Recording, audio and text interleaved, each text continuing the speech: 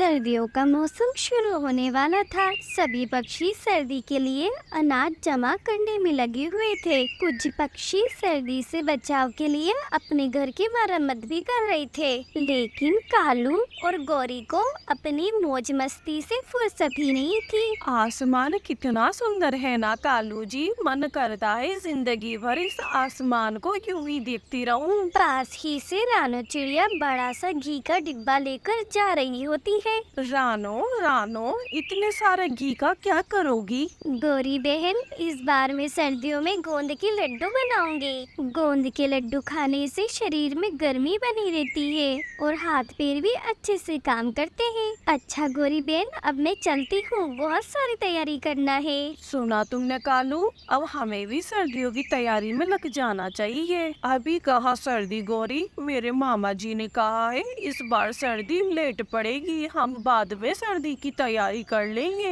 ऐसा सोचते हुए कालू और गौरी फिर से आराम करने लग जाते हैं। दिन गुजरते हैं और सर्दी जंगल में दस्तक दे देती है। तुमने तो कहा था कालू सर्दी इस बार देरी से आएगी। तुम्हारे चक्कर में मैंने भी कुछ भी तैयारी नहीं की। अब तुम ही घर से बाहर जाओ और मेरे लिए दाना लाओ।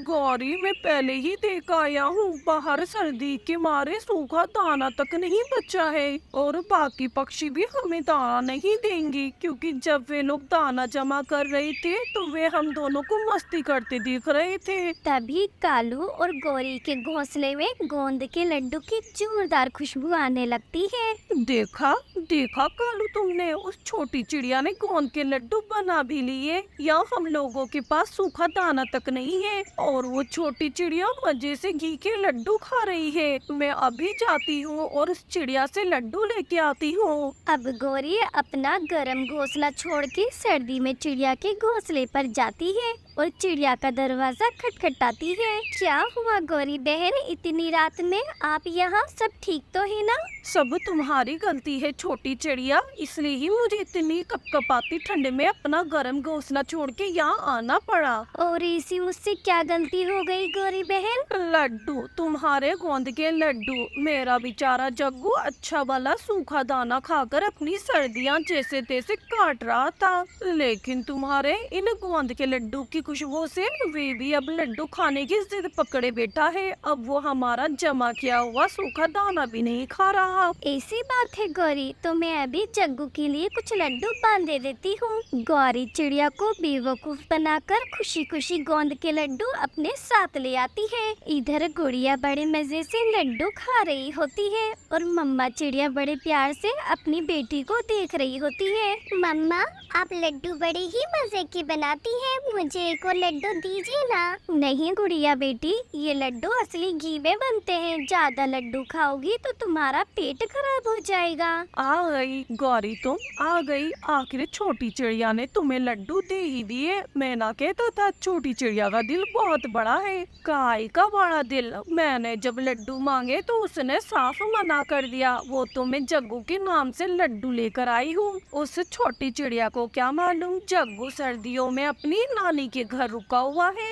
मेरी समझदार पत्नी जो सोच लेती है वो करके दिखाती है। अब क्या बातों से ही पेट भरोगे क्या कालू? जल्दी जल्दी लड्डू खा लेते हैं वरना लड्डू ठंडे हो जाएंगे। और इस तरह दोनों पति पत्नी लड्डू पर टूट पड़ते हैं और देखते ही देखते पूरे लड्डू हजम कर जाते हैं। नहीं भरा, मेरा मन अभी नहीं भरा गौरी, मुझे और लड्डू खाने हैं। तुम चिड़िया से और लड्डू ले आओ प्लीज। ना बाबा ना, उस समझदार चिड़िया को बार बार बेवकूफ नहीं बनाया जा सकता। तुम नहीं जाओगी तो मैं ही चला जाता हूँ। अब देखना अपने पति जी का कमाल। एक दो लड्डू से तो मेरा मन नहीं भरने वाला। एक काम करता हूँ, चिड़िया से लड्डू मांगने की बजाय सारे लड्डू चुरा लेता हूँ। और कालू पीछे के रास्ते से चिड़िया की रसोई में घुस जाता है। ये गोरी तो फालतू में चिड़िया को समझदार बता रही थी। भला कोई पक्षी सर्दी में इस तरह रसोई घर की खिड़की खुला छोड़ता है? मेरा जैसा चोर तो ऐसे ही मौके की तलाश में रहता है।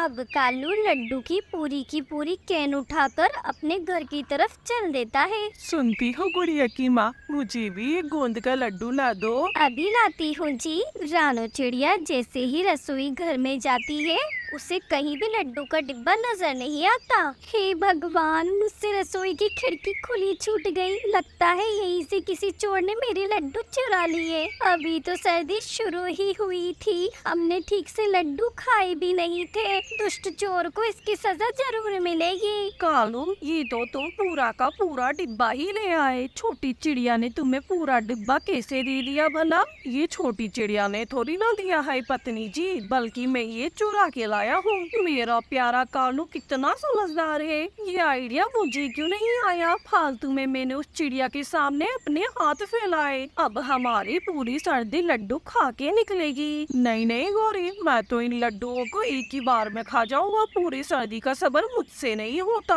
अब कालू लड्डू पर टूट पड़ता है और गौरी की आंखों के सामने पूरे लड्डू चट कर जाता है। ये क्या कालू, तुमने मेरे लिए तो एक भी लड्डू नहीं छोड़ा। क्या करूं गौरी, लड्डुओं की खुशबुओं ने मुझे पागल कर दिया था। अब कालू और गौरी बड़े मजे से सो जाते हैं। तभी रात में कालू के पेट में भयंकर दर्द उठता है।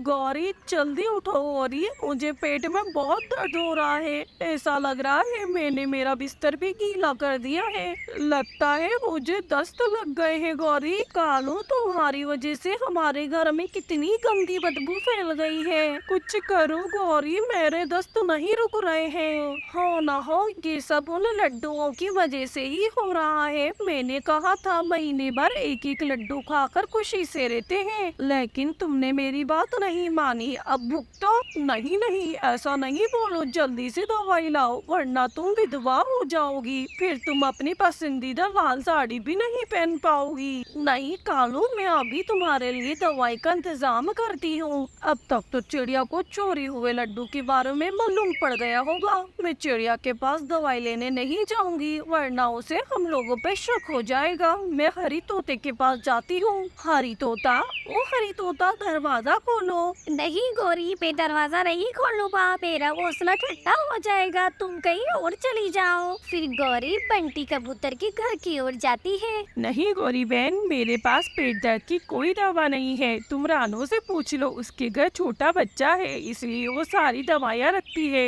अब गौरी रानो का दरवाजा खटखटाती है। रानो जल्दी दरवाजा खोलो, गजब हो गया है बहन। आप फिर से गौरी बहन, अब क्या बात हो गई? रानो, कालू के पेट में भयंकर दर्द उठा है, उसे दस्त भी लग गए हैं। तुम्हारे पास कोई दवा हो तो दे दो।